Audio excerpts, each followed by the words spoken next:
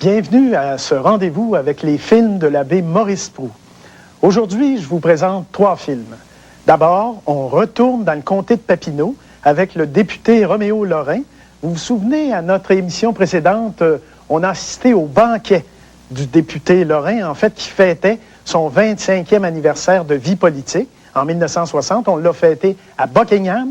Eh bien, aujourd'hui, le député Lorrain nous ramène dans son comté, et cette fois-ci, pour nous le faire visiter.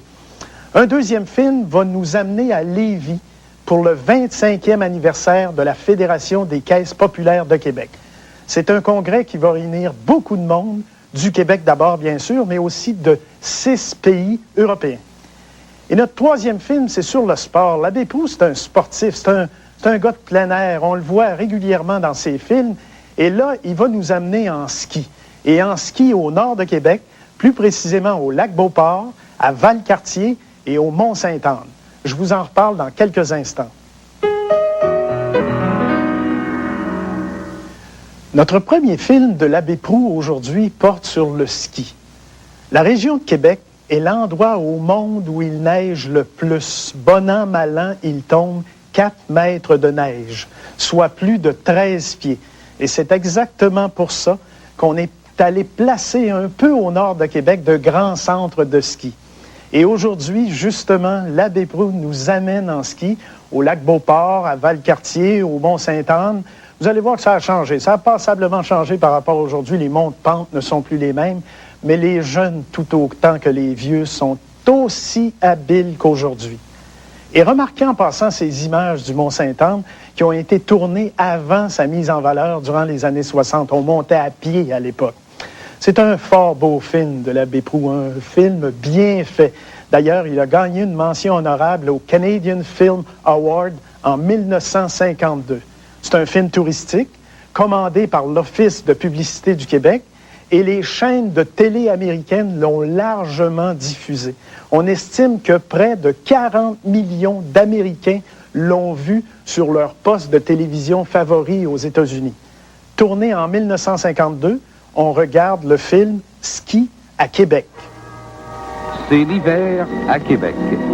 Et au pied du château Frontenac, le Saint-Laurent secoue sa crinière de glace contre la coque du traversier.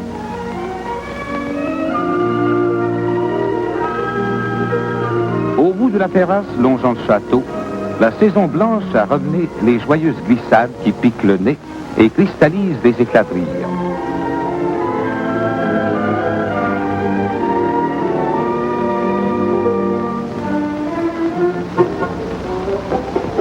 Sur les remparts somnolents passe une carriole romantique, convierait sans doute le gondolier du Grand Canal.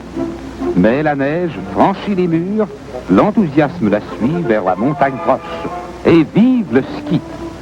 Autour du lac Beauport, les Laurentides ont prêté leur flanc. Les monts de pente ont bousculé les sapins et sans s'essouffler, les skieurs ont conquis les sommets. Entretenu la route, cet engin vous souffle la réponse. Une petite demi-heure du reste sépare Québec du lac Beauport.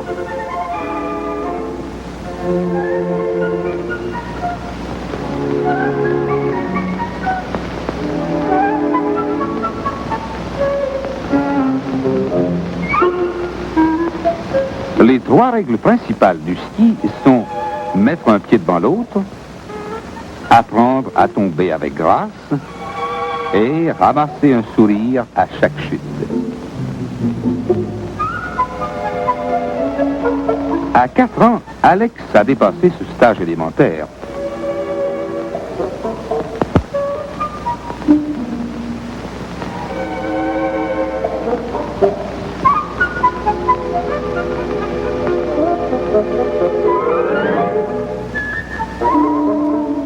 Que vous soyez expert ou novice, les monts de pente vous conduiront à la hauteur de vos capacités.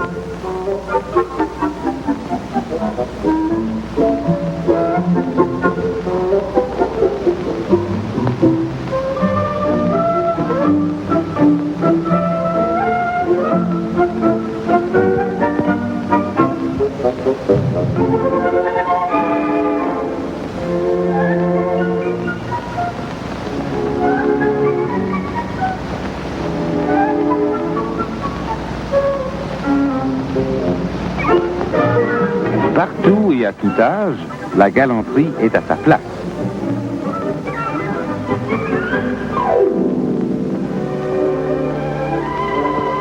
La neige est peut-être le jouet que les enfants aiment le plus. Mais le ski, comme tous les autres sports, ne doit jamais être pratiqué à l'excès. Si vous en faites sagement, disent les moniteurs, vous en ferez plus longtemps.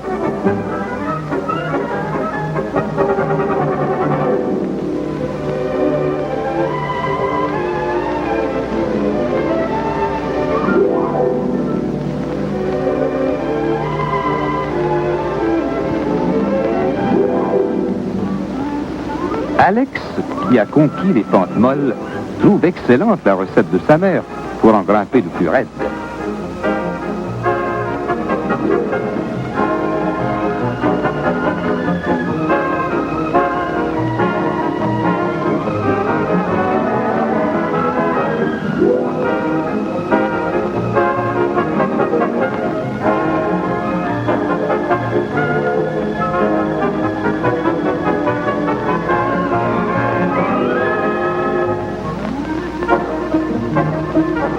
Mais pour descendre, chers parents, je ne vous attends pas. Et rattrapez-moi si vous le pouvez.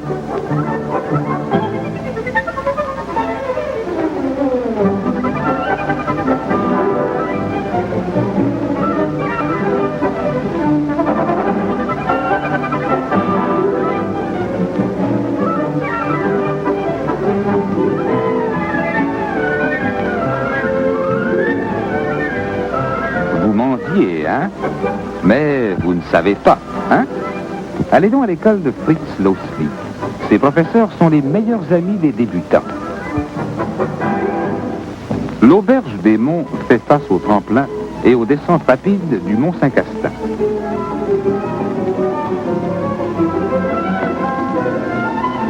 Henri Oreiller, champion olympique français, est venu avec ses camarades illustrer la fameuse technique française, la parallèle.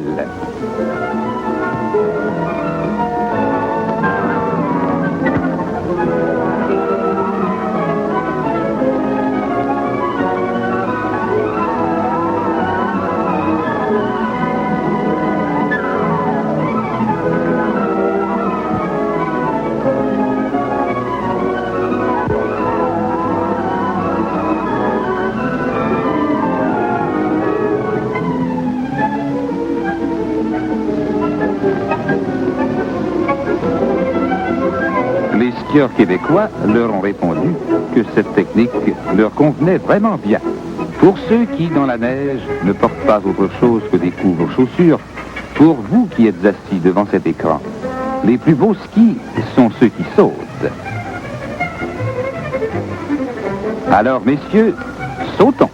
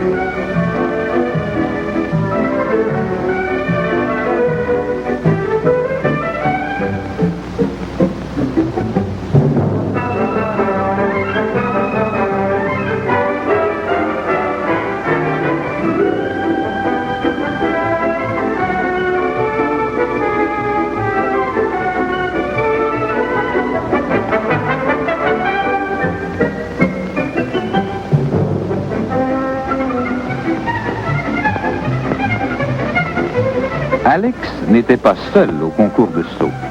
Et puisque le gros Tédé semble d'humeur à jouer, imaginons, dit Alex, un nouveau jeu.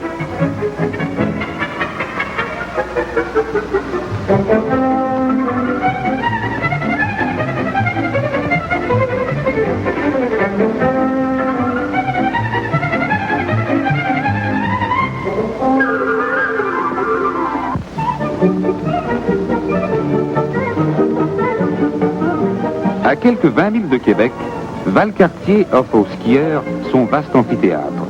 Un équipement dernier cri rend accessibles toutes les pentes dont les angles varient de 16 à 45 degrés.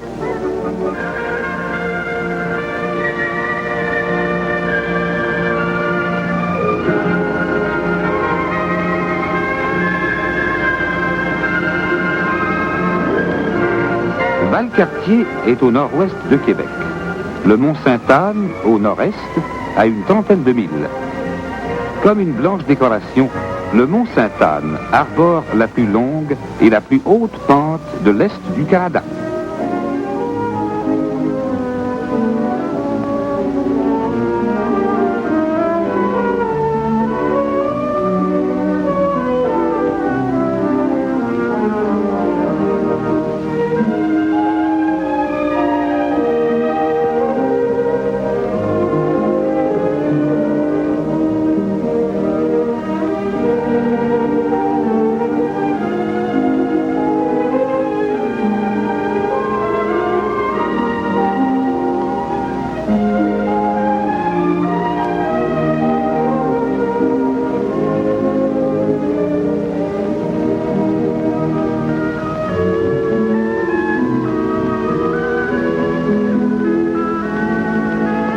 Aussi ardue est la montée, aussi accueillant est le chalet de Boiron.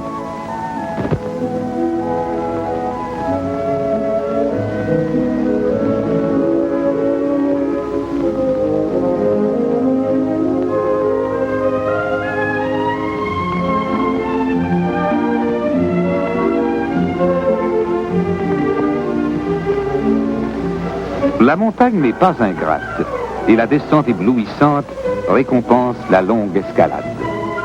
Sur un parcours d'1,5 mille, l'altitude fait une chute de 2000 pieds.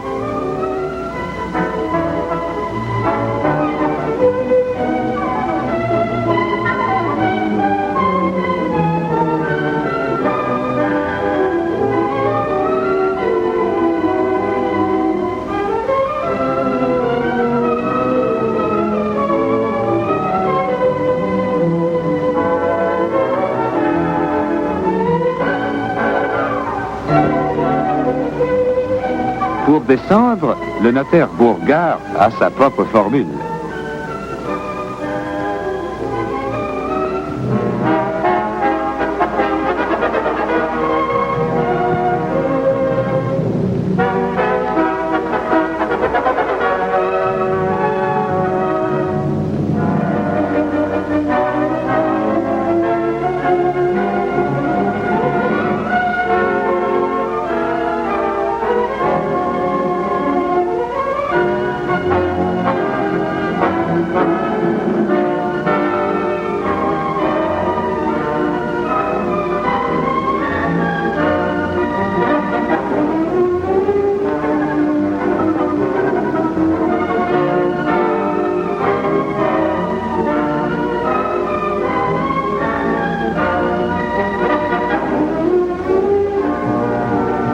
S'il va trop vite, le notaire n'a qu'une chose à faire.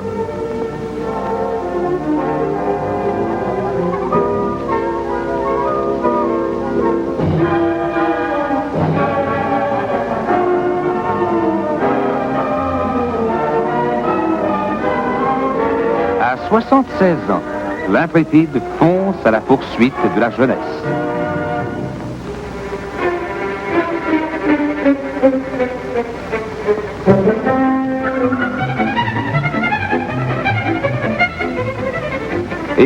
Et glisse encore et tourbillonne la neige sous les skis qui se cabrent.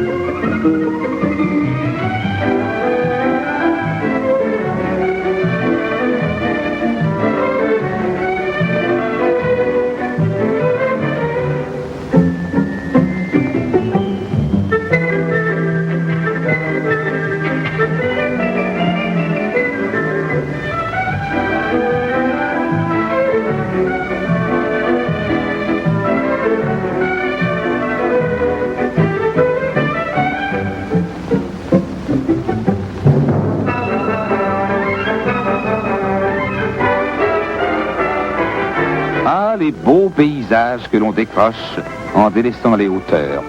La lutte joyeuse contre la pente qui se dérobe s'apaise dans le large décor de la vallée tranquille.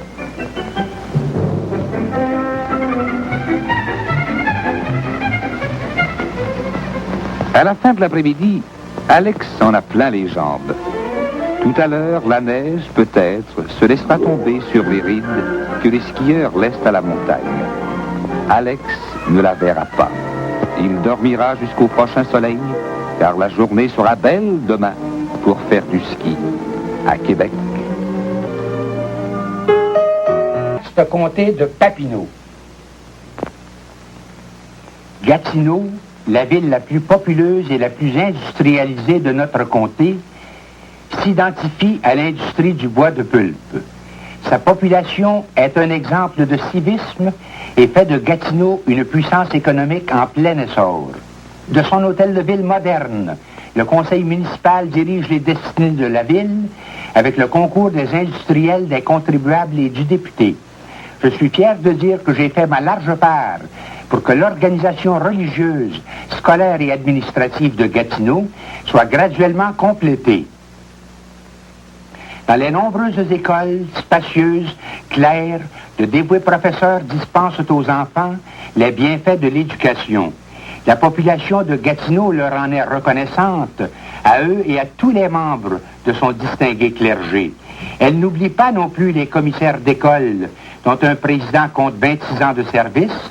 Elle n'oublie pas non plus, et elle n'est pas prête d'oublier, que pour ces écoles, ces services municipaux, ces rues pavées, son système de protection contre le feu et pour toutes ces institutions nécessaires de premier ordre, son représentant dans le gouvernement de l'Union nationale lui a obtenu des millions de dollars afin de contribuer à son immense développement.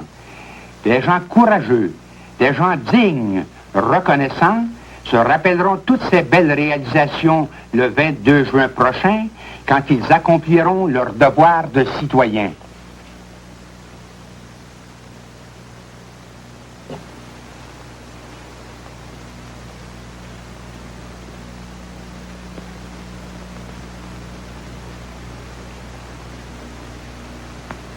Templeton est un centre résidentiel important qui, comme tous les coins de mon comté et de la province de Québec, bénéficie des progrès apportés par l'Union nationale dans le domaine de l'éducation.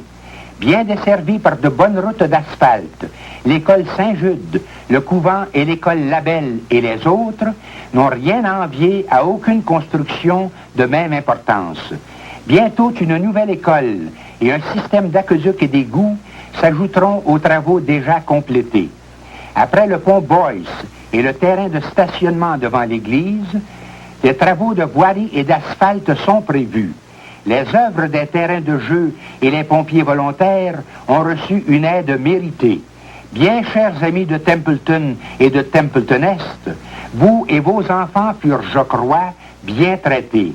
Avec votre appui loyal, je travaillerai pour que cela continue. L'ancien et le nouveau. Sur la même scène, une vieille route et une route neuve. Dans notre vaste comté de 3600 000 carrés, 9 routes de grande communication, en plus des chemins secondaires asphaltés ou améliorés, desservent aussi bien les grands centres que les plus humbles paroisses. Leur construction est parfois rendue difficile par la nature accidentée de notre région. Les terrains de glaise, les obstacles naturels, les escarpements de roc obligent les ingénieurs de la voirie et des travaux publics à employer toutes les ressources de leur savoir et toute la machinerie moderne nécessaire à la construction d'une route bien faite, durable et sûre. Vous pouvez, je crois, me rendre le témoignage que depuis 15 ans, j'ai apporté à mon comté sa large part dans l'admiration de son réseau routier, soit de plus de 15 millions de dollars.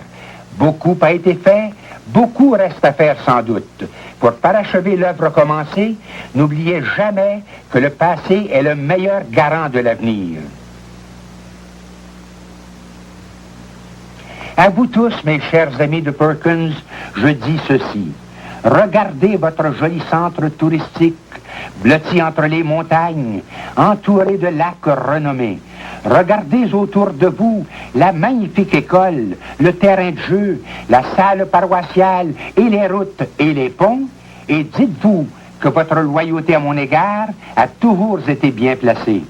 La construction et le revêtement de la route principale se poursuivent. Ainsi, une autre œuvre va bientôt s'ajouter à celle que tous les électeurs de mon comté m'ont permis de réaliser en plaçant dans leurs députés une confiance qui n'a jamais été démentie. Entre Templeton et Angers, la provinciale numéro 8 enjambe les ravins et les rivières au moyen de ponts modernes, d'une architecture élégante et rationnelle. Le développement constant de notre beau comté, l'augmentation de la circulation automobile rendent indispensable ce réseau routier adéquat dont les ramifications s'allongent d'année en année. Nous sommes dans une région d'agriculture. Grâce à la loi du crédit agricole, les cultivateurs ont pu obtenir les subsides et les octrois nécessaires, leur permettant de perpétuer dans une honnête aisance la possession du sol. Plusieurs d'entre vous se souviennent sans doute du vieux pont affreux que l'incurie de mes prédécesseurs nous obligea à reconstruire.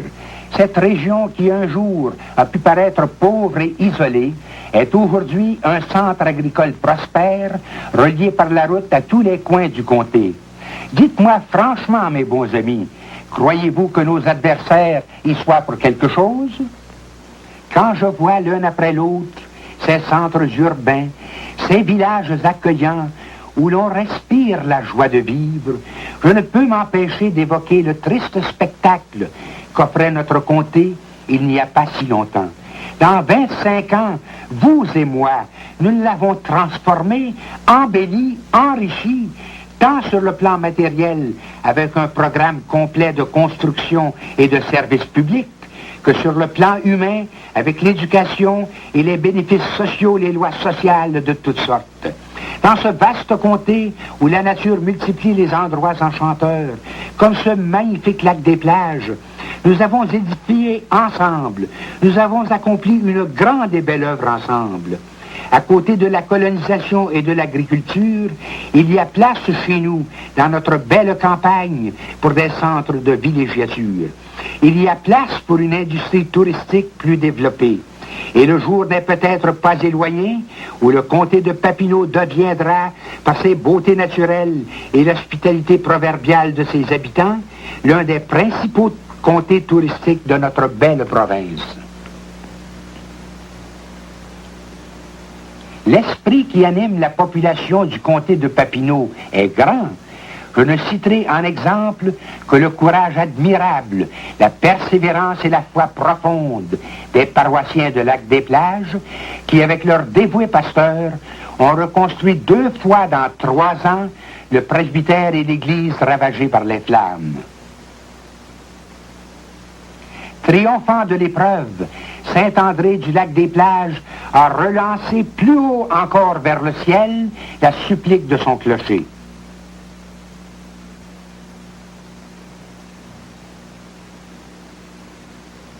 Cet exemple en est un parmi plusieurs. Ces actions nobles, œuvres de mérite qui se trouvent nombreuses dans notre comté, sont pour moi la récompense de 25 années d'un dévouement loyal et j'épuise l'inspiration dans l'accomplissement de mon devoir. En travaillant à la grande cause du comté de Papineau, je suis prêt à tous les efforts, sachant que je ne suis pas seul dans la lutte et qu'une fière population se tient debout à mes côtés dans notre ascension vers le même idéal. De toute évidence, et c'est indiscutable, mesdames, mesdemoiselles, messieurs, la province de Québec a besoin d'un gouvernement fort, d'un gouvernement stable, d'un gouvernement expérimenté pour continuer l'œuvre gigantesque si bien commencée et entreprendre avec vigueur les réalisations nécessaires pour que notre province continue de grandir et de prospérer. Toutes les personnes de bonne foi, tous ceux qui aiment sincèrement leur province, reconnaîtront que seule l'Union nationale, avec Antonio Barrett, et sa brillante équipe peut offrir à la province un gouvernement fort, un gouvernement stable, un gouvernement expérimenté, capable de diriger avec fermeté, avec clairvoyance, dans le sens de nos meilleures traditions, les progrès phénoménaux du Québec dans tous les domaines de l'administration provinciale. La paroisse de Facette sera la dernière étape de ce trop court voyage effectué en votre compagnie. Arrêtons-nous un instant devant la nouvelle salle municipale. Je ne voudrais pas terminer cet entretien sans rendre un vibrant et respectueux hommage à nos chefs spirituels, à tous nos dévoués pasteurs. Ils n'ont pas craint, eux non plus, de s'attaquer aux travaux temporels. Ils ont tenu dans leurs mains les outils des bâtisseurs de pays, en plus de nous diriger dans les voies de la Providence. Si notre comté a connu un essor phénoménal, c'est à sa population laborieuse et au gouvernement de l'Union nationale qu'il le doit. Une telle progression doit-elle continuer? La réponse est entre vos mains, à vous de le dire. Pour vivre pleinement le présent et pour assurer l'avenir, je suis prêt à m'employer encore jusqu'à la limite de mes forces. Afin que notre population heureuse vive dans la paix et le bonheur, afin que notre beau comté de Papineau, à l'image de notre bien-aimée province, s'achemine vers son grand destin. Mesdames, Mesdemoiselles, Messieurs, et vous tous, chers amis, ce résumé incomplet des œuvres accomplies démontre que j'ai toujours cherché à aider à rendre justice. Je ne prétends pas être capable de faire des miracles et ne veux pas m'abaisser à vous tromper par de fausses promesses. Je ne l'ai jamais fait, vous le savez tous. Mais j'ai accompli plus que mon devoir envers notre immense province et notre vaste comté.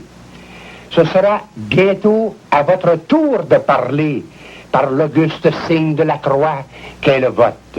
Eh bien, vous, pères et mères de famille, vous, leurs enfants encore célibataires, toi, la jeunesse de chez nous, vous, les gens d'âge mûr, les invalides, les aveugles, les veuves, les orphelins, les nécessiteux, vous, mesdames et mesdemoiselles, que tous, sans exception, s'élèvent au-dessus des couleurs politiques pour que d'ici le 22 juin, chacun de vous voit à s'organiser et voit à ce que ceux qui ont 21 ans et plus, leur nom soit inscrit sur les listes électorales, afin que le 22 juin prochain, la victoire de l'Union nationale, c'est-à-dire celle du peuple de chez nous, soit la plus belle, la plus complète que jamais, en votant en bloc pour votre serviteur et ami, Roméo Lorrain. Lorsque le jour du vote, la grande voix populaire se sera tue, nous pourrons tous nous réjouir et nous féliciter parce que nous aurons sur la colline parlementaire à Québec un gouvernement d'union nationale, un véritable gouvernement du peuple qui continuera sans faiblir à accentuer notre progrès, à protéger nos droits, à nous aider et à faire progresser la province et tous ses comtés. Comme je l'ai souvent fait au cours de mes campagnes électorales, je termine en vous rappelant, chers amis, une phrase éloquente popularisée par mes dévoués organisateurs. Aucun parti n'a plus fait pour sa province que l'Union nationale. Personne n'a plus fait pour son comté que Roméo Lorrain, votre ami de toujours. Alors, électeurs et électrices, au pôle le 22 juin prochain et vous connaîtrez un autre grand triomphe. Donc, à la victoire et merci d'avance. L'abbé Proulx nous y amène. Par ailleurs, la coopération au Québec a une très longue histoire. Ce fut pour nous un outil vital. Pensez à ce mode d'entraide, par exemple, qu'étaient les corvées. On a bâti le pays en s'entraidant.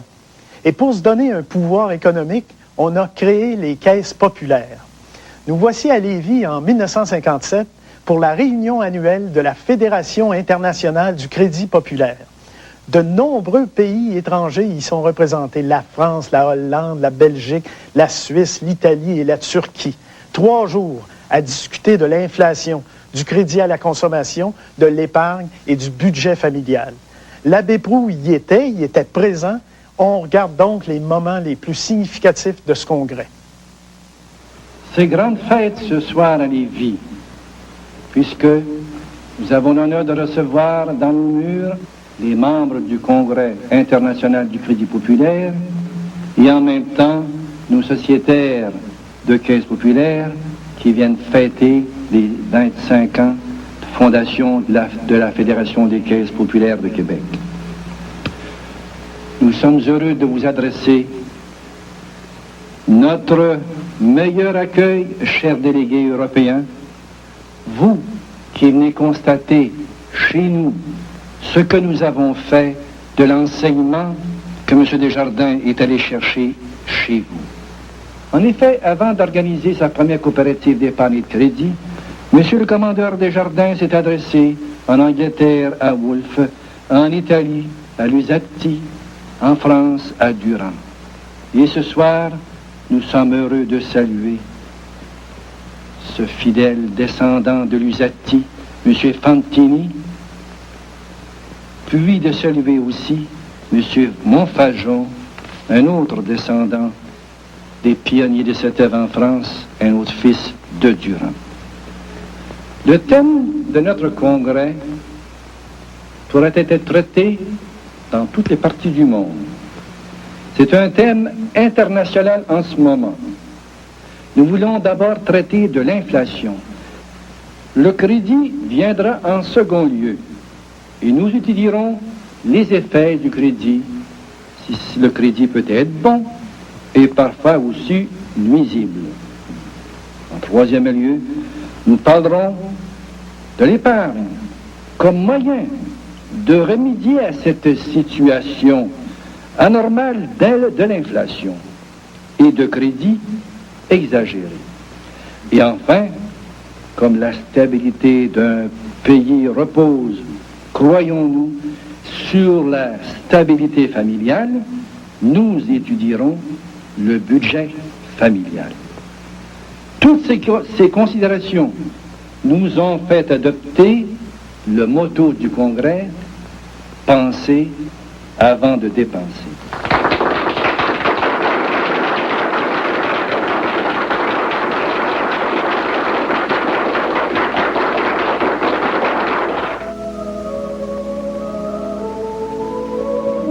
Mardi matin, en l'église Notre-Dame de Lévis, son Excellence Monseigneur Labrie célèbre pour les congressistes une messe pontificale d'action de grâce.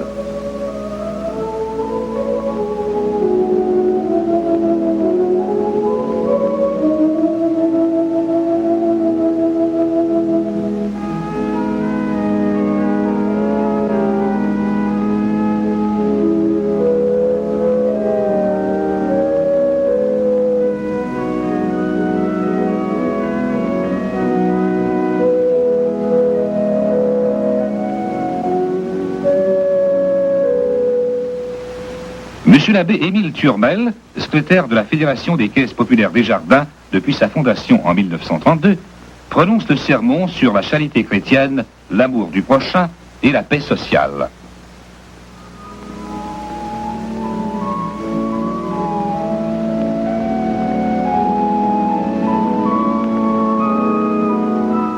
Après la messe, les délégués se rendent au collège pour la première séance d'études.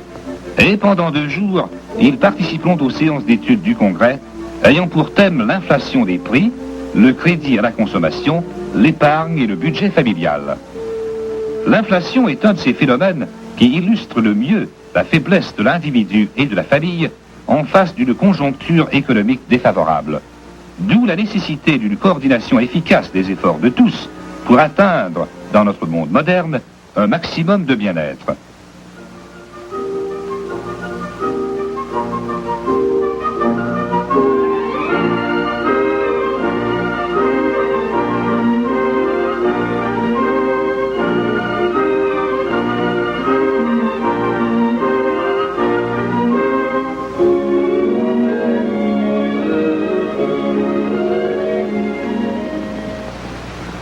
La première conférence du Congrès, donnée par M. René Tremblay, professeur d'économie et de finance à la Faculté des sciences sociales de l'Université Laval de Québec, présente une analyse scientifique du phénomène de l'inflation. On peut se demander avec inquiétude si notre sort n'est pas lié fatalement à la dépression ou à l'inflation, puisque depuis le début du siècle, à quelques exceptions près, nous avons eu à souffrir de l'une ou de l'autre. Et l'analyse des deux phénomènes démontre la nécessité d'une action collective si l'on veut en contrôler l'ampleur. C'est pourquoi, pour une part en conformité avec la croyance populaire, je définirais l'inflation comme étant une hausse généralisée des prix provoquée par des dépenses qui sont supérieures à celles qu'exigerait le plein emploi des ressources productives d'un pays. Et il en résulte une situation d'inefficacité dans l'ensemble du système économique par suite d'une mauvaise orientation des ressources. On peut donc affirmer que l'inflation a pour première conséquence l'inefficacité. Des ressources sont orientées vers des secteurs de production socialement moins productifs. L'inflation accentue en outre les inégalités sociales du fait que certains groupes sociaux peuvent profiter de l'inflation, tandis que d'autres peuvent en souffrir. Comme le rappelle M. Tremblay, il est incontestable qu'il faut se protéger collectivement contre les conséquences de ces phénomènes économiques de déséquilibre majeur. En période inflationnaire, l'existence d'institutions d'investissement s'impose de toute nécessité pour ne pas pénaliser le petit épargnant et lui faire garder une certaine modération dans ses dépenses. Cette analyse de l'inflation a montré l'ampleur du phénomène qui a ses sources et ses répercussions dans tous les secteurs de l'économie. Dépenses gouvernementales, dépenses des individus pour les biens de consommation et les biens durables, dépenses d'investissement. Dans une période de croissance de l'activité économique, une augmentation des investissements produit une augmentation plus que proportionnelle de la consommation. Par ailleurs, cette augmentation de la consommation peut provoquer à son tour une augmentation des investissements, de sorte que cette réaction à chaîne à l'intérieur du système économique peut se traduire en définitive par un niveau d'activité qui dépasse le plein emploi des ressources et par une hausse du niveau des prix dans tous les secteurs de l'économie. Et c'est l'inflation. L'individu et la famille sont encore plus frappés par la hausse des prix dans le secteur de la consommation. Et cette hausse des prix a encore plus de conséquences du fait qu'à notre époque, les consommateurs sont incités à la dépense par la publicité, appuyés par les facilités de crédit offertes par les institutions de crédit à la consommation. Une expansion non contrôlée du crédit à la consommation ne peut qu'engendrer un accroissement des prix dans une économie inflationnaire. C'était le sens de la communication de M. Robert Fourcy, secrétaire de la Confédération internationale du Crédit populaire. Que les demandes nouvelles suscitées permettent aux producteurs de maintenir ou d'élever leurs prix, alors que sans cette création artificielle de pouvoir d'achat, la mévente obligerait ces industriels à les réduire. D'autre part, en canalisant les revenus vers les biens de consommation, ces crédits contrarieraient l'épargne, au sens économique du terme. Mais en outre, un crédit à la consommation institutionnalisé par les vendeurs eux-mêmes, mû plutôt par l'appât du profit que par l'idée de service, entraîne malheureusement trop de consommateurs à un usage abusif et néfaste du crédit. M. Paul-Émile Charon, assistant secrétaire de la Fédération des caisses populaires des jardins, après avoir rappelé les avantages et les dangers du crédit à la consommation, indique les conditions d'un emploi avantageux de ce crédit. Le crédit à la consommation a contribué à cette intensification des demandes des biens du public des consommateurs, plus spécialement des biens durables. Si les vendeurs étaient contraints par la loi d'exiger un montant substantiel comme premier acompte au moment de la vente, les acheteurs seraient ainsi incités à la prévoyance et à l'économie. Ils devraient mettre de côté chaque semaine quelques dollars de leur salaire pour se procurer demain ce dont ils ont besoin. Le premier et grand moyen qui permettrait aux consommateurs de faire un usage sain du crédit à la consommation, c'est le budget. Il leur aiderait à faire la part des choses parce qu'il introduit dans l'administration et l'utilisation des revenus la fonction de l'intelligence qui leur fut donnée pour prévoir, mesurer, juger. Les congressistes ont pu se rendre compte sur place de l'importance et de la portée du mouvement coopératif à Saint-Anselme. Ils ont vu comment les cultivateurs de ce village, après avoir étudié à fond la coopération, ont pu, en unissant leurs efforts et leurs ressources, régler certains problèmes de production et de commercialisation agricole.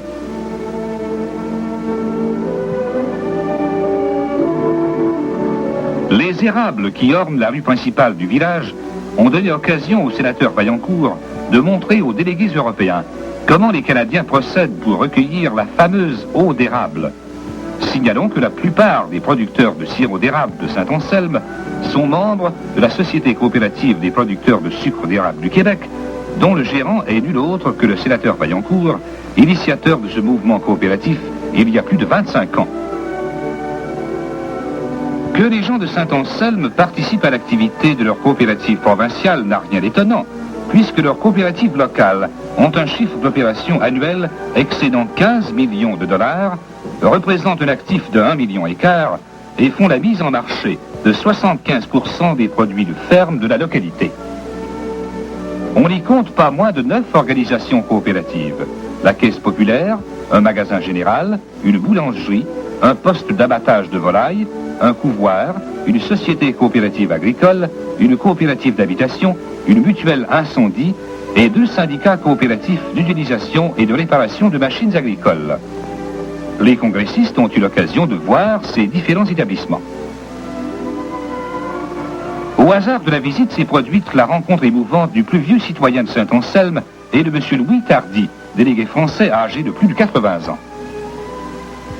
Tous ces organismes font affaire principalement ou exclusivement avec les habitants de l'endroit, sauf le poste d'abattage de volailles et la société coopérative agricole qui sont organisés sur une base régionale.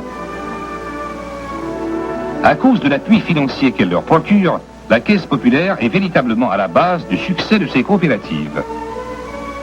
72 cultivateurs de Saint-Anselme sont membres de la coopérative de Dorchester, qui transige annuellement environ 4 millions de livres de volailles et 200 000 douzaines d'œufs.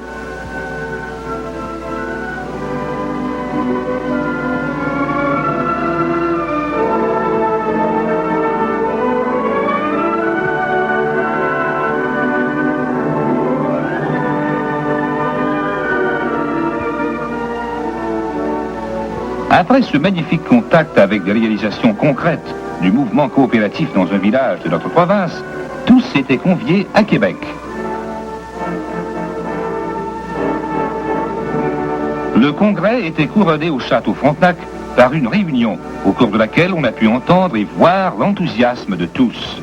Parmi les hommes de bonne volonté, les hommes de bonne volonté, vous, les gens de ma province, qui partez de 6, 7, 800 000 à l'autre bout de la province pour venir étudier un problème ardu comme nous l'avons étudié cette semaine.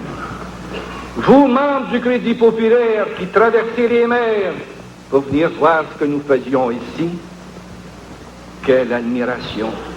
Y a-t-il autre chose que cet esprit de fraternité et de charité qui puisse tous nous animer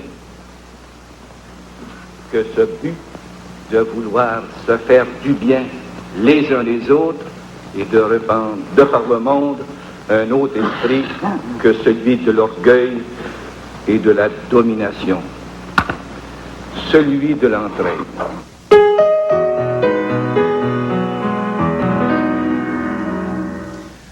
Lors de notre prochaine émission sur l'abbé Maurice Proulx, 2 films sont à l'affiche. Un premier d'abord sur un cheval, le Percheron. Et vous allez voir qu'un cheval peut être supérieur à un tracteur.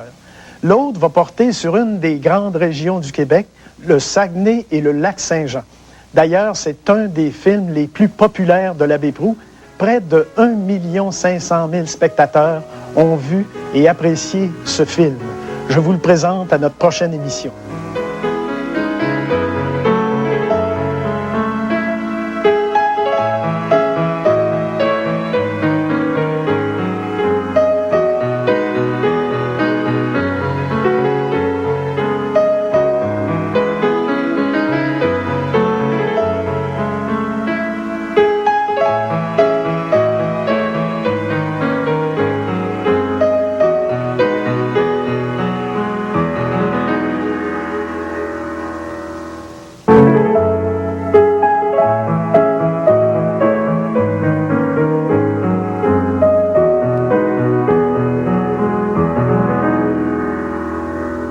Bienvenue à cette 4e émission sur les films de l'abbé Maurice Proulx. Aujourd'hui, 2 films seulement, mais 2 films que je vous présente dans leur version intégrale. D'abord, un premier film qui est un grand voyage au Saguenay-Lac-Saint-Jean. Nous sommes déjà allés à la pêche au lac Wakonishi, au nord de Chibougamau. Bien, aujourd'hui, c'est tout le film qui porte sur cette région-là, le Saguenay et le Lac-Saint-Jean. Et puis, ce second film qui va vous donner l'idée de vous acheter un cheval. Pas une automobile, un cheval. Il faut expliquer pourquoi l'abbé Proulx a fait ce film-là sur une race de cheval québécoise, le percheron. C'est que la Société des éleveurs de percherons du Québec lui demande en 1946-47 de faire un film sur ce cheval-là. Parce qu'en fait, le cheval québécois, à ce moment-là, est battu en brèche par l'arrivée du tracteur. De 1920 à 1950, le nombre de tracteurs au Québec décuple. Donc, on met le cheval de côté pour adopter le tracteur, et c'est comme ça que les éleveurs de percherons ont dit à l'abbé Proulx, faites-nous un film pour que les gens continuent de se servir du percheron. Je vais vous reparler de ces 2 films-là dans quelques instants. Le premier film de l'émission d'aujourd'hui au Royaume du Saguenay est, dit-on, le film le plus populaire de l'abbé Proulx après celui sur les îles de la Madeleine que nous allons voir d'ailleurs dans une émission subséquente. Ce film-là, au Royaume du Saguenay, a été vu par près de 1,5 million de spectateurs au Québec entre 1957 et 1968, soit dans sa version française, soit dans sa version anglaise. C'est donc dire que ce film-là s'est promené pas mal dans l'ensemble des régions du Québec. C'est un film sur le royaume du Saguenay-Lac-Saint-Jean. Un film touristique, bien sûr, mais un film attachant. Une grande visite de la région avec de fort belles images. On va voir l'industrie du bois, les papeteries, l'aluminium aussi, les grands barrages et leurs centrales, l'agriculture, les bleuets, ceux d'ailleurs qui s'en vont camper quand vient le temps des bleuets. On va aller visiter le sanctuaire du lac Bouchette, rencontrer les trappistes de Mistassini, et on va aller virer jusqu'à Chibougamau avant de redescendre le Saguenay en bateau, comme lors des croisières d'autrefois. On regarde ensemble dans sa version intégrale au Royaume du Saguenay, tourné en 1957. L'eau qui sort. Dans leur langue, les Indiens appelèrent cette région le royaume de l'eau qui sort, Saguenay.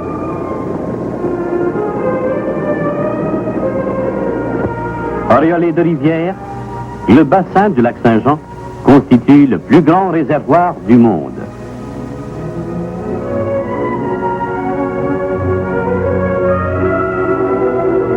Dans cette contrée immense, connue depuis 4 siècles, l'homme blanc devait en 100 ans se bâtir un royaume à sa taille.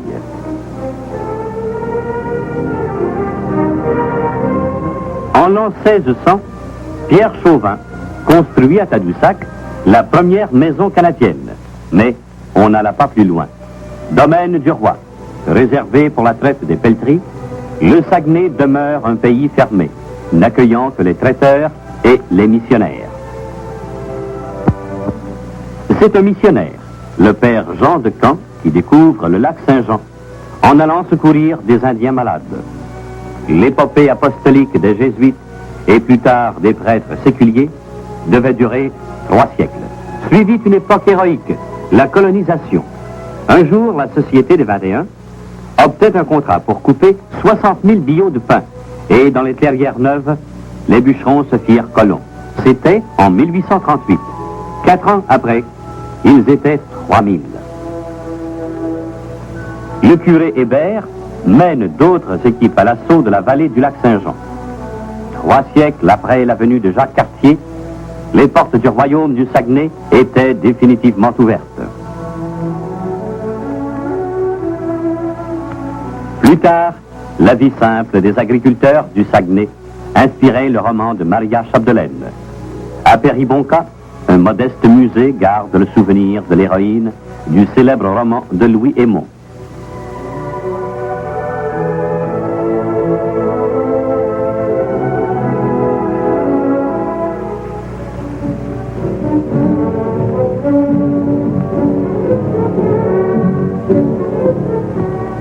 Les ressources naturelles abondantes sont la première richesse du Saguenay. L'exploitation du bois, qui est à l'origine même du Saguenay colonisé, demeure une des industries majeures de la région.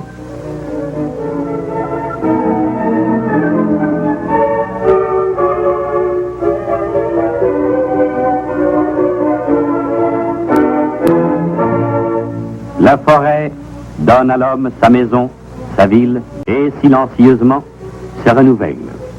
L'exploitation rationnelle des concessions forestières est établie et contrôlée par des services gouvernementaux afin d'assurer l'équilibre entre la coupe et le reboisement. Pour des années à venir, les bois du Saguenay seront toujours grands. Sur les berges des rivières gelées, les billots s'entassent.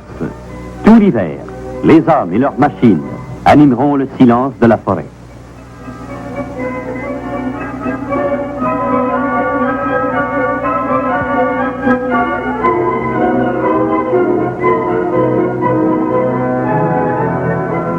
À la fonte des neiges, la rivière, gonflée d'une force nouvelle, charrie le bois vers les scieries.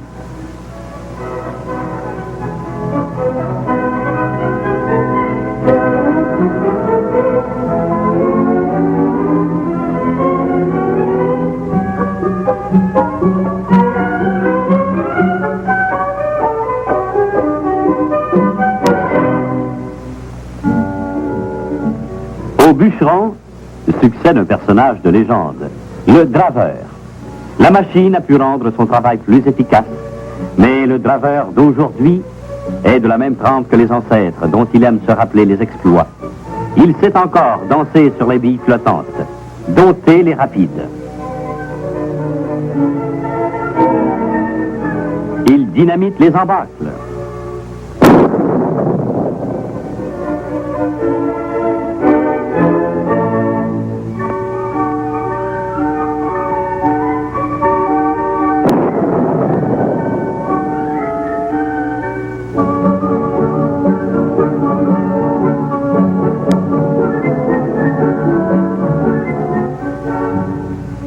Dans une échancrure, la rivière s'apaise, la course est finie. Le bois, tiré de l'eau par une chaîne sans fin, sera scié immédiatement et séchera de longs mois au soleil avant d'être livré à l'industrie de la construction.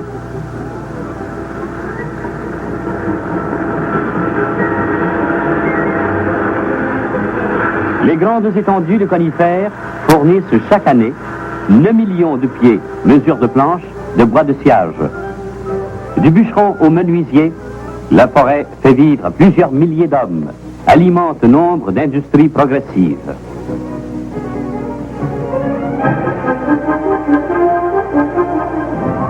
La forêt saguenéenne fournit de plus chaque année environ 1 million de cordes de bois de pulpe pour la fabrication du papier.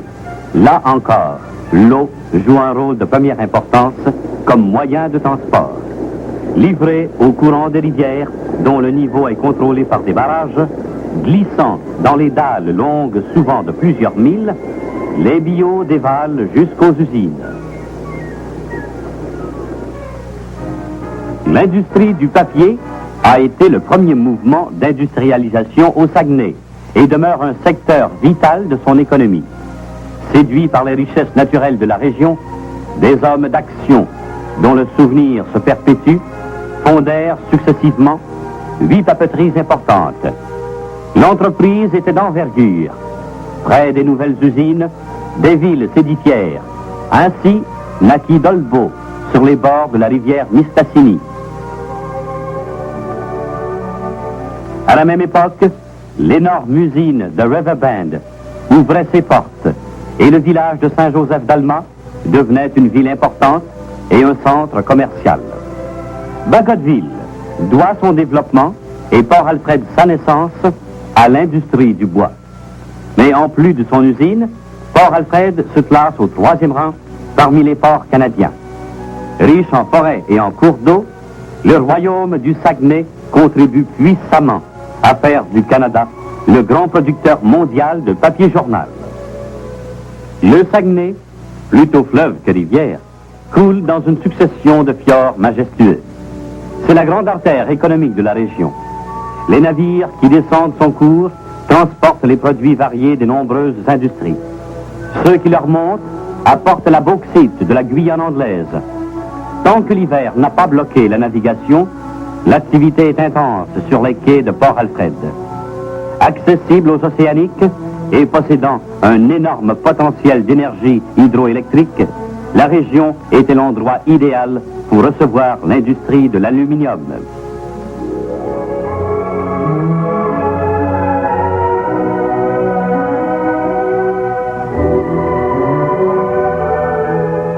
Sur les rivières les plus tumultueuses, les barrages et les centrales hydroélectriques développent en tout plus de 3 millions de chevaux vapeur.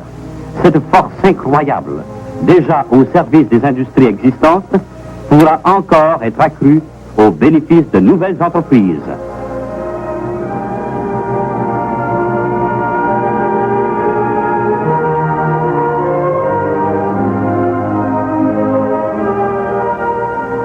Les deux centrales de Chipcha fournissent à l'industrie de l'aluminium assez d'électricité pour alimenter à elle seule toute la ville de Montréal.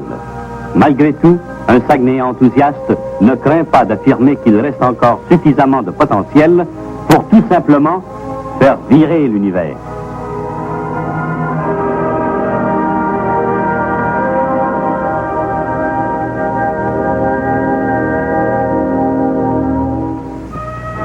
Une usine longue d'1,5 mille. Dans la ville d'Arvida se trouve la plus grande aluminerie du monde.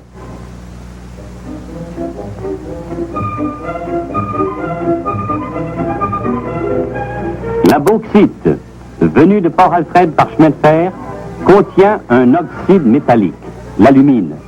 Des procédés électrolytiques en font ce métal blanc, léger, qu'ici on coule en lingots, l'aluminium.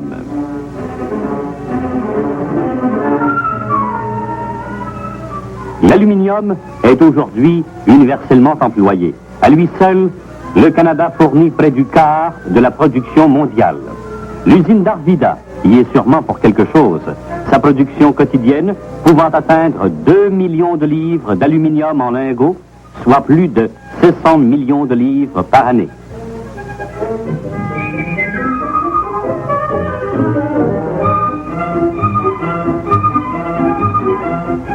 Fort, léger, malléable, l'aluminium est docile.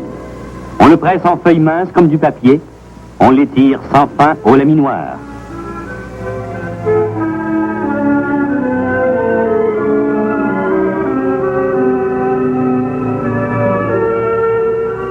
La liste des usages de l'aluminium peut s'allonger indéfiniment.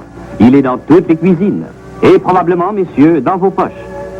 Devenu fil, il conduit l'électricité qu'il a créée. À l'état pur ou en alliage, il est partout, au bureau, à la maison, dans les avions et les sous-marins. Un jour, peut-être, il ira dans la Lune.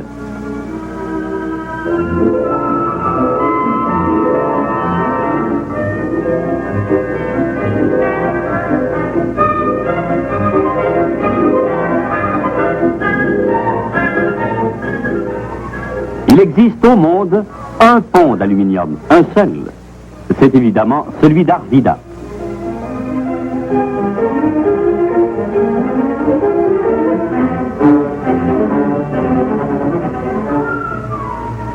La cité de l'aluminium ne connaît pas la grisaille de trop de villes industrielles. Elle est jeune, jolie, impeccable. Elle aime les arbres et les fleurs.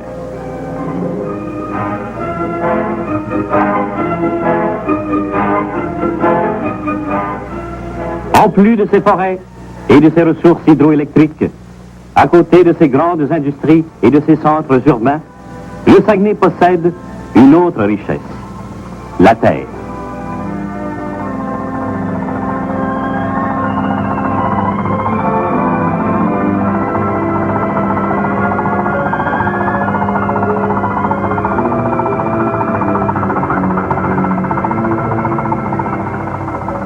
L'agriculture est venue normalement, après la première étape de la colonisation.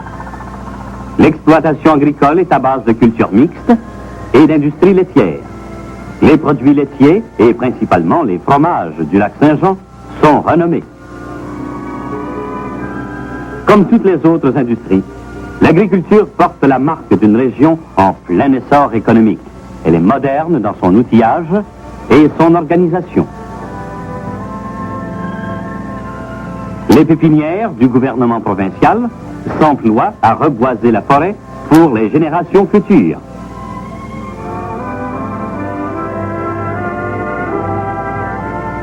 Dans les larges étendues couvertes de broussailles est né un drôle de dicton.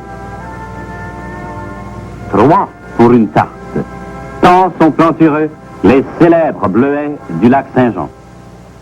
Cadeau de la nature, les bleuets sont devenus une industrie saisonnière qui apporte dans la région plus d'1,5 million de dollars par année. En été, la manne bleue recouvre les savanes. La ramasser est l'affaire de toute la famille.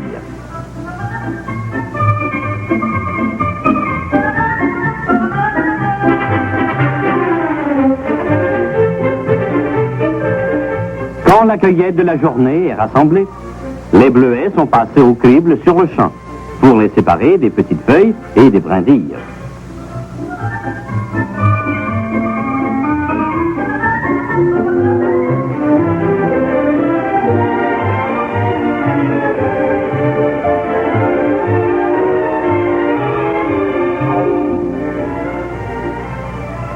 Les professionnels de la cueillette campent dans la plaine tant que dure la récolte. Ils vivent dans des remorques, des chalets ou sous la tente.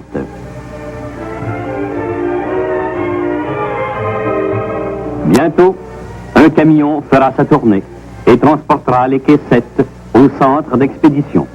C'est à Dolbeau que les petits fruits bleus prennent le train. Leur qualité fait l'objet d'une surveillance constante de la part des inspecteurs du gouvernement provincial. Les bleuets, frais ou congelés, sont dirigés sur les marchés canadiens et américains. Vous vous souvenez des 3 bleuets pour une tarte? Eh bien, c'est faux. Confidentiellement, il en faut 6.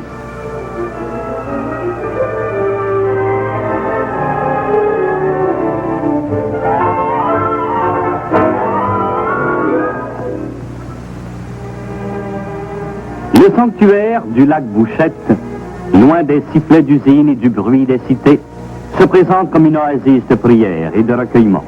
Lieu de rassemblement des foules pieuses, le sanctuaire fut d'abord dédié à Saint-Antoine de Padoue. Mais, près d'un rocher rappelant celui de Massabielle, se trouvait une grotte, surprenante réplique naturelle de celle de Lourdes. Le pieux fondateur, l'abbé Delamarre, y plaça une statue de la Madone. Unissant dans une même dévotion Saint-Antoine et la Vierge de Lourdes, les pèlerins viennent nombreux au sanctuaire du lac Bouchette, dont les pères capucins sont aujourd'hui les gardiens.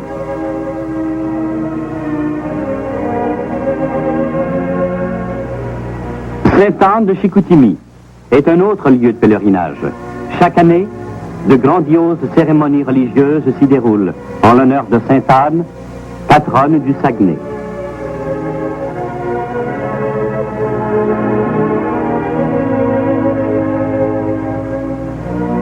Près de Dolbeau, à Mistassini, se dresse le monastère des Pères Trappistes. Les religieux s'adonnent à l'élevage et à l'agriculture. Ils ont participé dès le début au progrès de l'industrie agricole dans la région. Devant l'étendue considérable des terres et parfois le manque de main-d'œuvre, on a recours à la mécanisation. Ils sont loin les temps héroïques des premiers défricheurs, livrés à eux-mêmes et isolés les uns des autres. L'agriculteur, guidé dans son travail par les conseils et la collaboration des agronomes, est aujourd'hui un industriel à son compte. Il ne suit pas le progrès, il l'accompagne.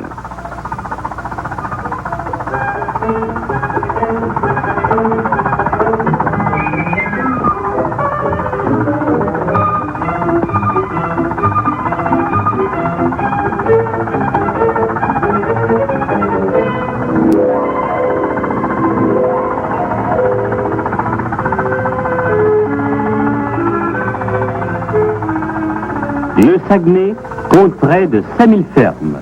Un mouvement coopératif intense a permis au secteur agricole de s'intégrer à l'industrialisation progressive de la région. Par lui, le système de production et de distribution des produits du sol s'est adapté aux besoins grandissants des marchés urbains. Ce domaine agricole bien organisé est à juste titre le grenier de la province de Québec.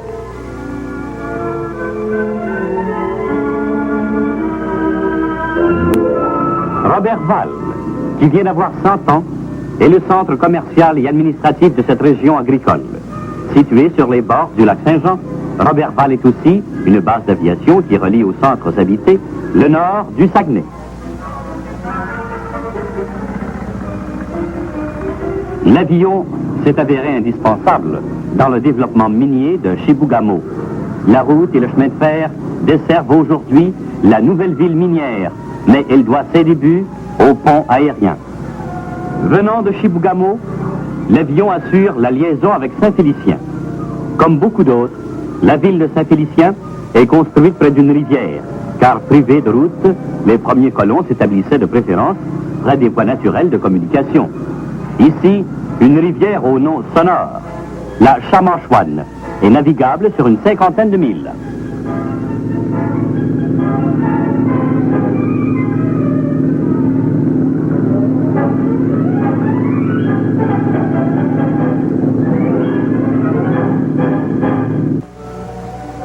Pour naviguer sur les rivières et les lacs, Saint-Félicien construit des canaux.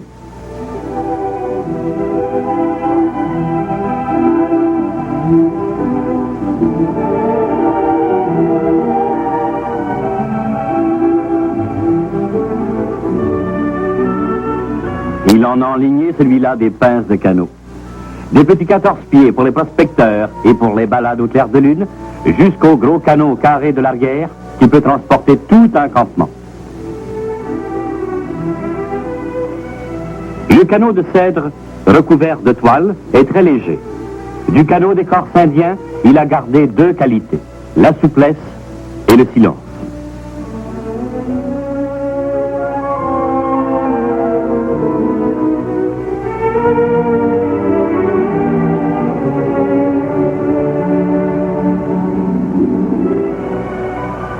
Dans la pièce d'eau du petit parc en face de l'église, des enfants, semble-t-il, ont oublié leurs jouets. Mais les jouets s'animent.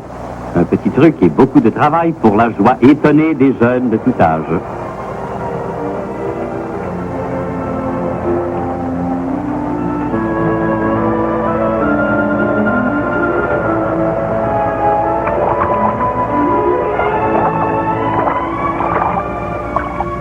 Toute la région du Saguenay est riche en gibier et en poissons. Les amateurs ont vraiment l'embarras du choix. Au pont de Val-Jalbert, en fin d'après-midi, c'est la pêche en complet veston. Le plus beau poisson qu'on puisse prendre dans la région s'appelle Wananiche, c'est-à-dire saumon petit.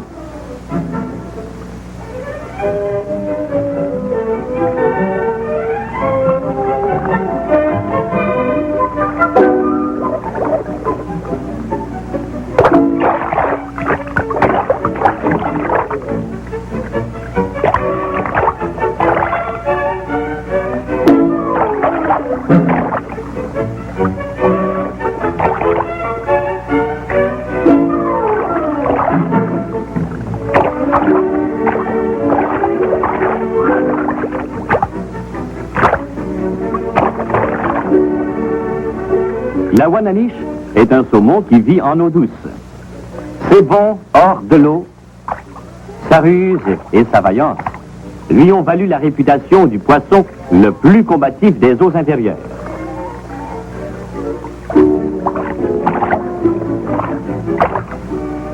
On le trouve presque exclusivement dans le lac Saint-Jean et dans certaines des rivières qui s'y déversent.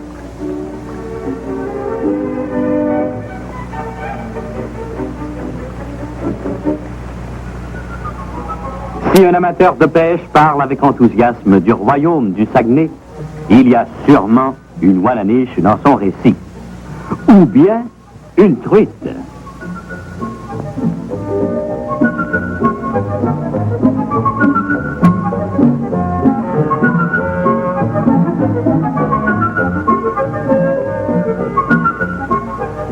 Ici, on pêche la truite mouchetée.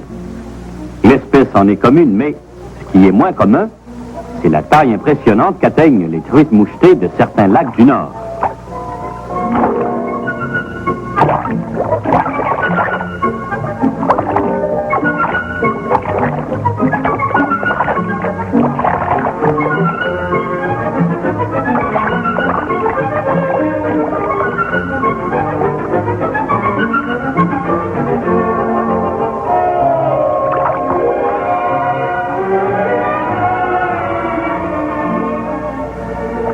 La saison de la pêche tire à sa fin, mais la chasse n'est pas encore ouverte.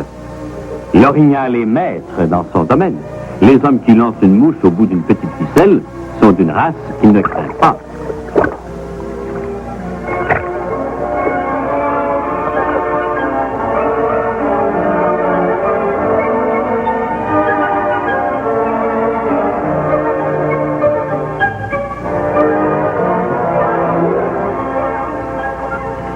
Avant de quitter le camp, il faut s'assurer que chacun peut reprendre le front haut, le chemin des villes.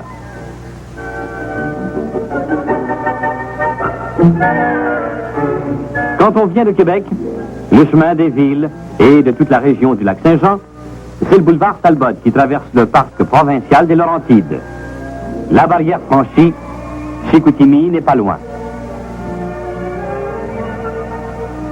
Chicoutimi, la métropole du Saguenay.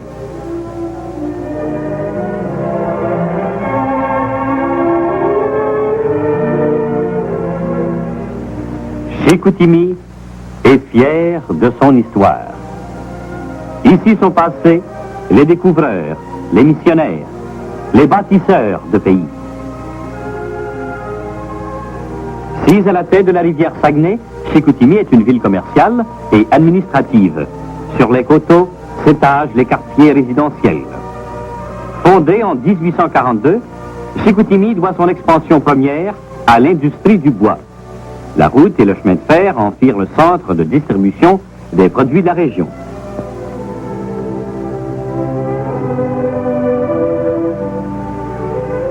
Chicoutimi est doté de nombreuses institutions d'enseignement. Le séminaire donne le cours classique et forme les futurs prêtres. L'école moyenne d'agriculture prépare les jeunes ruraux à continuer dans la belle tradition de leurs ancêtres, la possession du sol. Métropole de la région et ville épiscopale, Chicoutimi est de plus le centre médical du Saguenay. L'Hôtel-Dieu, qui est hôpital universitaire, compte parmi les plus importants du Canada.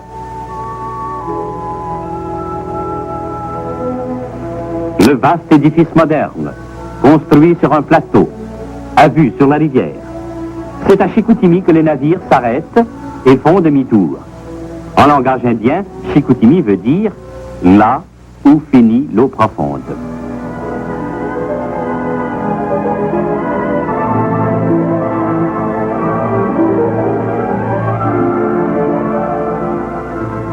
Redescendant le cours de l'eau profonde, le paquebot fluvial retrouvera à Tadoussac les eaux plus grises du Saint-Laurent. L'excursion est l'une des plus belles qui soit. Ici, un village entre deux montagnes. Plus loin, la statue de la Vierge domine l'immuable géant dressé sur l'infini, le cap Éternité.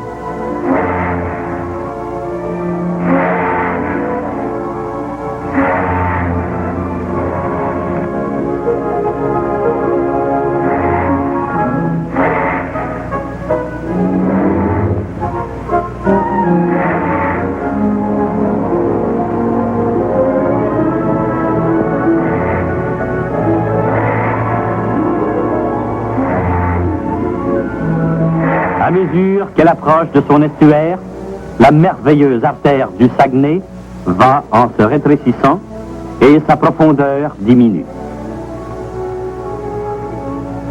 Sa mission est terminée. Elle a baigné les villages blottis au creux des montagnes.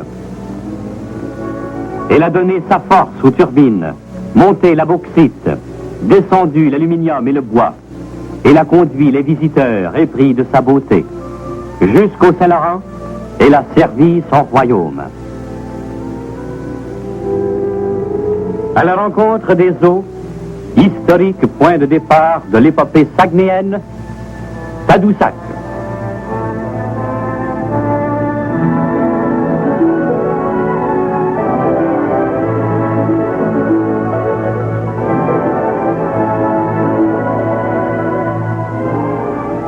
Endroit de villégiature, réputé pour ses hôtels, son soleil et son site incomparable, Tadoussac s'inscrit dans les toutes premières pages de l'histoire canadienne.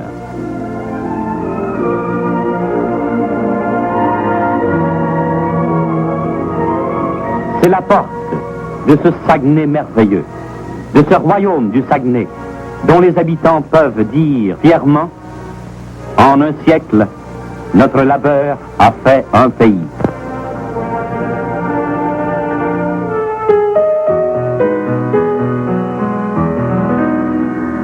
Un cheval, et pas n'importe lequel, un percheron.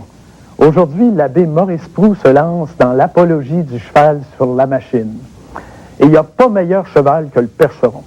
C'est le cheval du laitier, le cheval du légumier, celui du boulanger, et c'est le percheron qu'on utilise pour faire les sucres, pour sortir le bois de la forêt. Et regardez bien ce tracteur qui s'enlise. Il a besoin d'un cheval pour s'en sortir. Le tracteur aussi qui tombe en panne d'essence dans un champ a besoin d'un cheval. On s'en va avec le cheval chercher de l'essence au village. Et regardez aussi cet enfant à qui on donne le choix de jouer avec un petit tracteur ou un petit cheval. Qu'est-ce qu'il choisit? Le cheval. L'abbé Proulx le dit, c'est nettement un film de propagande à la demande de la Société des éleveurs de percherons du Québec et contre le tracteur. Il faut comprendre que depuis à peu près 30 ans, 1920-1950, le tracteur est en train de remplacer le cheval dans nos campagnes et les éleveurs de percherons ont dit à l'abbé Proulx, mais donnez-nous un bon film qui va faire qu'on va continuer de préférer le percheron au tracteur. C'est un film de propagande. L'abbé Proulx ne le dément pas. Il nous le dit franchement. On regarde ce film tourné en 1947 et on se dit, mais qu'est-ce qu'on attend pour s'acheter un cheval? Pas un tracteur, un cheval. Le percheron, le plus célèbre des chevaux de trait français, est reconnu par nos autorités agricoles pour être le cheval de ferme idéal. Les premiers percherons qui servirent à l'établissement de la race en Amérique arrivèrent en 1839. C'est aujourd'hui la race la plus répandue au Canada et Québec en possède un fort contingent. Ce nouveau-né apprendra vite à marcher sous l'égide de sa mère pleine de tendresse instinctive. Il arrive qu'une jument donne naissance à des jumeaux, signe de l'excellente reproductrice. Le bon éleveur sait donner à la mère tous les soins préventifs avant la mise bas, de sorte que le poulain est non seulement viable, mais vigoureux et précoce. Il a de quoi tenir, bon sang ne peut mentir. Petit poulain brun sera cheval noir. Petit poulain noir peut devenir gris pommelé.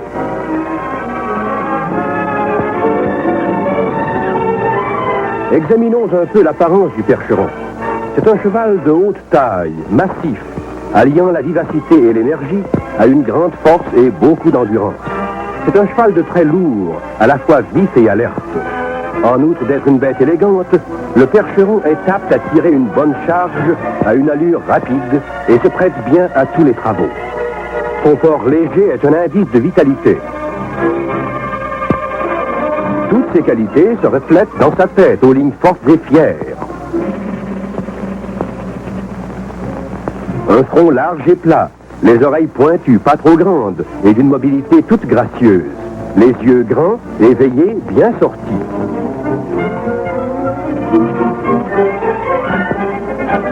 La bonne poulinière a des traits bien féminins, tandis que la tête de l'étalon accuse une forte masculinité.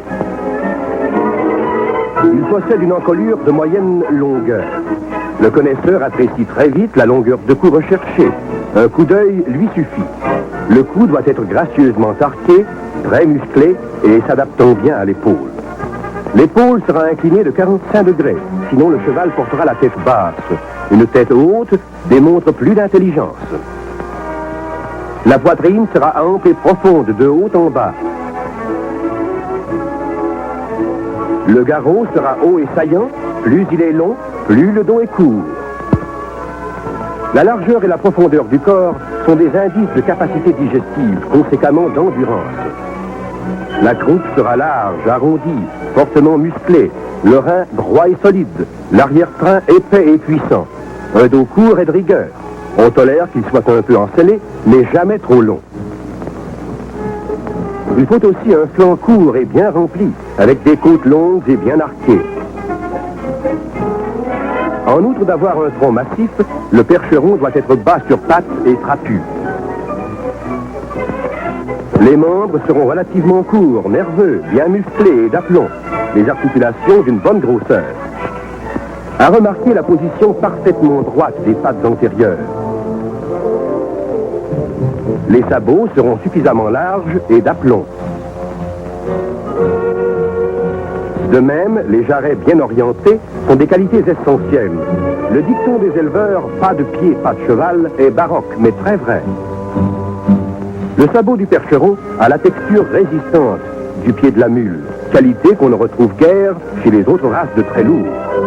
Toutefois, la corne tendre des poulains pousse vite et ne s'use pas toujours symétriquement.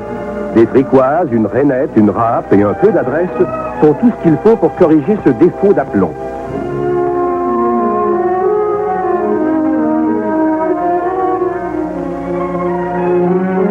Le parc de l'étalon sera assez grand et bien entouré.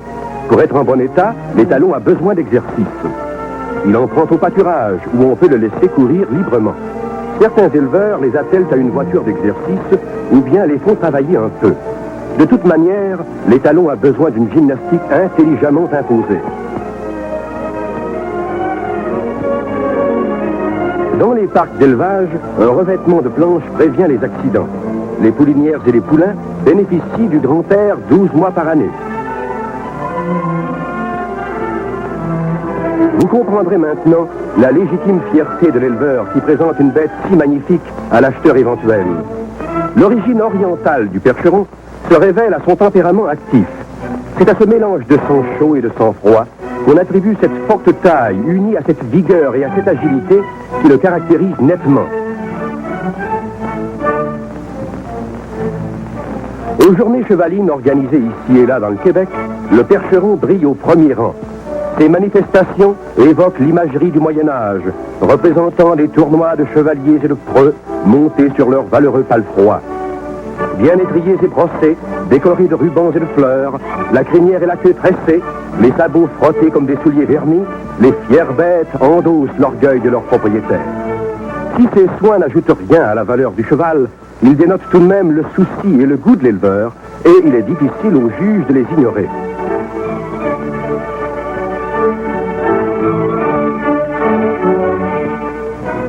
Les juges se font d'abord une idée d'ensemble, puis divisent la classe par groupe. Déjà, ils savent où sont les meilleurs sujets et les moins bons. Leur jugement se précise ensuite à l'examen approfondi de chaque individu.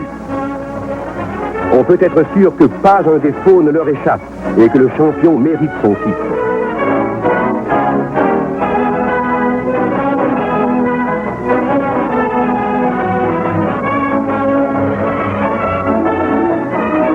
Le ruban rouge est la récompense distinctive si convoitée, et il en vaut la peine.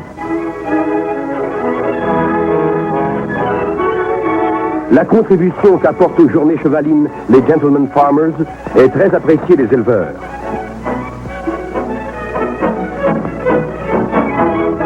Les spectacles de vaudeville terminent parfois la journée au grand amusement de l'assistance.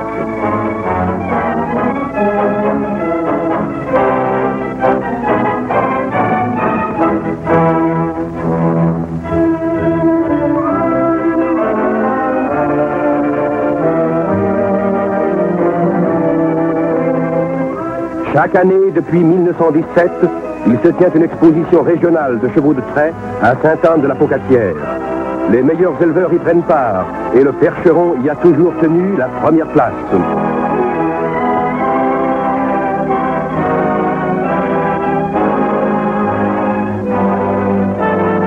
Avec une peau mince et le poil fin, les Percherons sont en robe de beauté.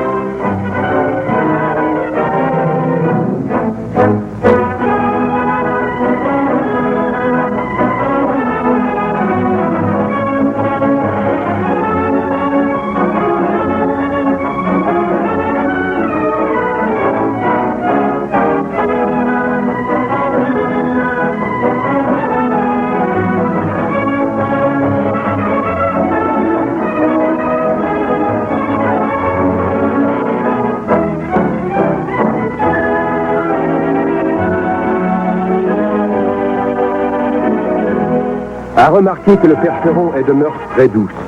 C'est par excellence le cheval des femmes et des enfants, comme disent les cultivateurs.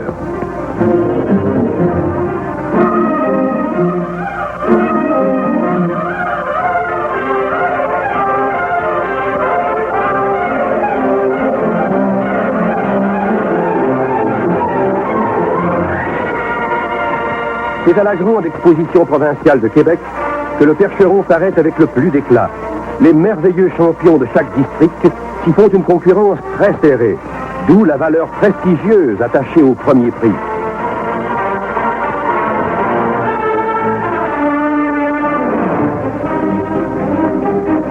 La grande parade attire tous les regards des visiteurs, même les moins intéressés aux choses du sol et de la charrue. Parce que nos cultivateurs ont d'aussi nobles bêtes comme amis de travail et compagnons de peine, on peut dire qu'aucun progrès ne remplacera jamais complètement le cheval dans le cœur de nos gens.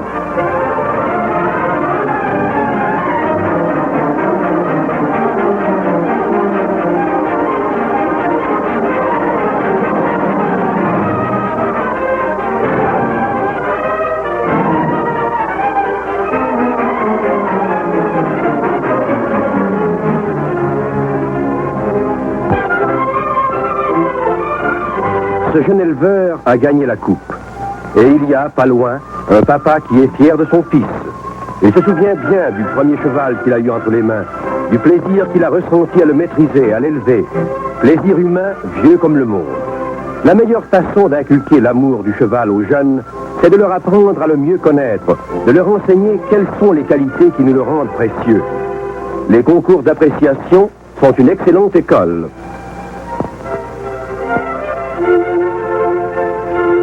Si le cheval est l'ami fidèle de l'homme, on doit ajouter que le Percheron est le plus facile, le plus fiable sur la ferme. Bien traité par son maître, il sait lui rendre ce qu'il en reçoit.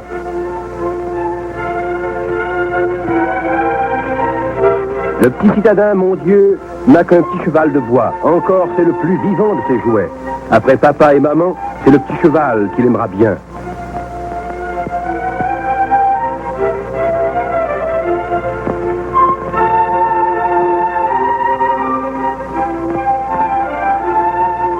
Mais revenons sur la ferme.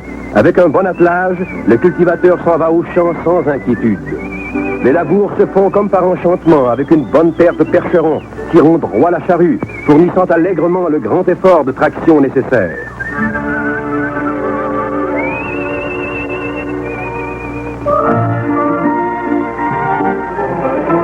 Le percheron travaille sans fatigue apparente. Toujours alerte, docile, intelligent, il obéit au moindre signe de son guide et va jusqu'à les deviner, car il apprend vite ce qu'il a à faire. Ne sont-ce pas là les qualités que le cultivateur apprécie davantage? Pendant la guerre mondiale de 1914, le percheron s'est révélé le cheval de campagne par excellence. Les Anglais furent à même de constater sa vigueur et son endurance, et malgré leur fierté nationale et leur enthousiasme bien connu pour les races de leur pays, ils ont cependant importé des chevaux percherons pour en faire l'élevage chez eux. Voilà le prototype de la vieille jument grise, tant chantée chez nous. Ce sont les qualités de rusticité et d'énergie du percheron qui lui valurent l'estime des éleveurs et sa rapide expansion en Amérique. L'endurance du percheron est précieuse sur la ferme, où il y a beaucoup à faire durant la belle saison.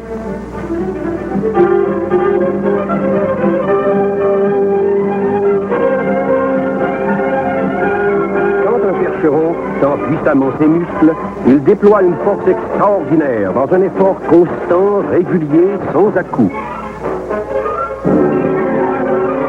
Cheval idéal sur la ferme, le Percheron est encore recherché dans les villes pour le service de très lourd. Il a la réputation de durer plus longtemps que tout autre sur les pavés urbains.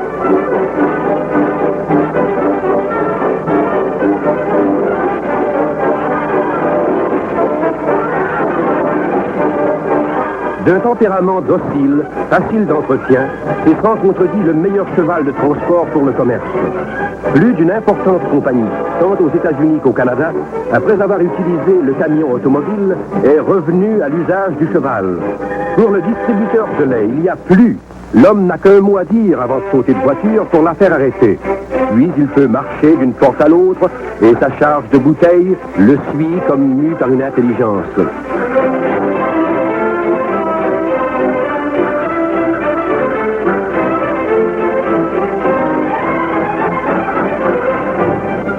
Pour parler du cheval de parade, oublions les beaux percherons noirs des cortèges funèbres, mais admettons qu'ils font excellente figure le jour de la Saint-Jean-Baptiste.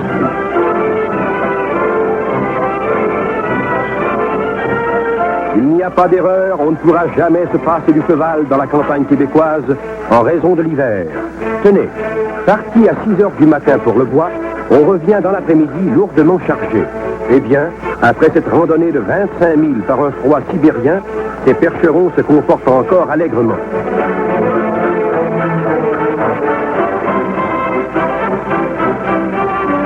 N'est-ce pas qu'ils ont l'air frais et dispos? Ces scènes sont authentiques.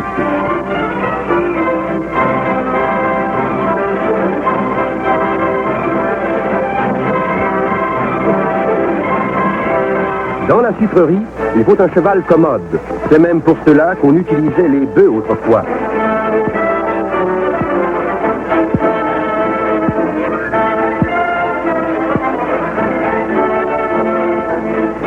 Voilà un exemple parfait de la docilité du percheron, s'arrêtant net au commandement et attendant sans broncher mais l'oreille dressée, l'ordre de repartir.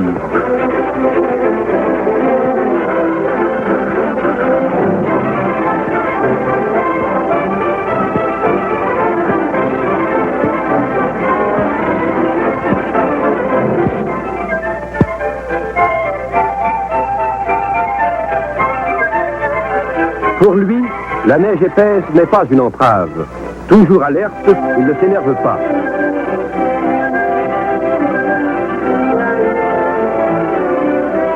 Regardons un peu l'arrivée des voitures avant la grand-messe. Le cultivateur prend son cheval le plus fringant et il en est parfois si orgueilleux que c'est à se demander de quoi il est le plus fier, de sa bête ou de sa carriole d'enfant. Le dimanche au soir, c'est le même cheval pétulant, un peu fougueux, que le plus vieux prendra pour aller voir sa blonde.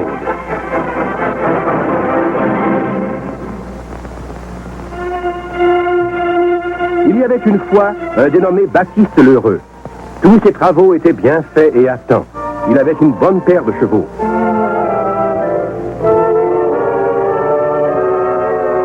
Bien différent était son voisin, qui n'avait que ses chevaux avariés, des rosses éplanquées et rétives, toujours de travers dans le bacu. De vrais chevaux arnards, comme on dit. Avec un tel attelage, la charrue ne faisait que fouiller la terre. Ses labours n'étaient pas épais et ses moissons étaient à l'équipolant. Ah, quel désordre sur cette terre, quelle pauvreté!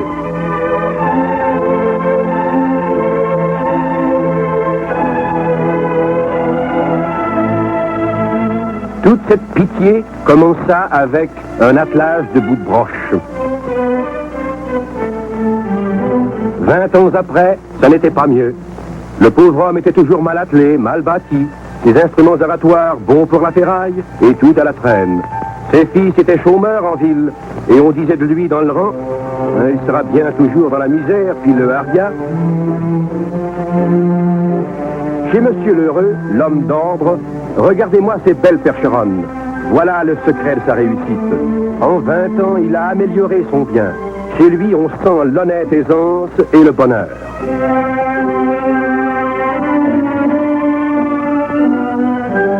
Beaucoup en tiennent pour le tracteur et le donnent pour bien préférable aux chevaux. Pour aider la discussion, voyons ce qui se passe. Les puits d'huile sont loin. Ça coûte cher d'importer le pouvoir de l'extérieur. Il faut payer pour l'extraction de la matière première, pour sa transformation, pour son transport par chemin de fer et par camion.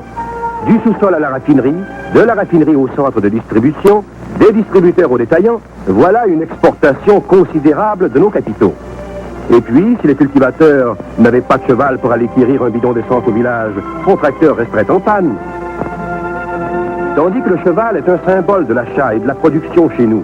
Le tracteur a des origines étrangères à l'agriculture, et l'huile qu'il alimente n'est pas un produit agricole, tandis que le cheval constitue lui-même un débouché aux produits de la terre. Il naît sur la ferme, grandit sur la ferme, se répare sur la ferme.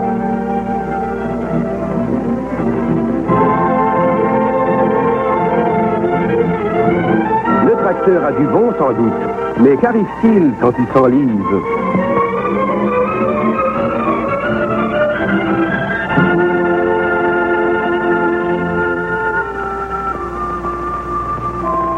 Dans beaucoup de cas, il serait préférable d'acheter un bon étalon pour la reproduction d'autres tracteurs bien vivants, manufacturés chez nous, et qui travaillent pour environ 10 cents de l'heure, l'hiver comme l'été. Les qualités de rusticité, de vigueur et d'endurance du percheron lui valent l'estime de tous les cultivateurs et nous expliquent sa rapide expansion en Amérique.